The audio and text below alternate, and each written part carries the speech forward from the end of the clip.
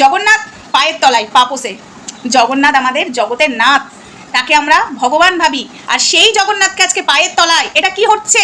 সনাতনীরা কোথায়? জাগো, পাপোসের জগন্নাথ। সত্যি এই ভাইরাল অপরাজিতা কদিন আগে মা সরস্বতীকে পায়ের তলায় রাখলো, যেখান থেকে শিক্ষা অর্জন করা যায়।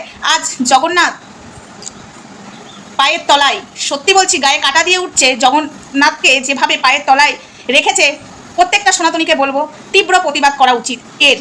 সত্যি বলছি, আমি যখন থেকে দেখেছি এটা আমার চোখে কালকেই পড়েছে, কালকে ভিডিও করে উঠতে পারিনি, তাই আজকে ভিডিওটা করছি। ভীষণ খারাপ লাগছে।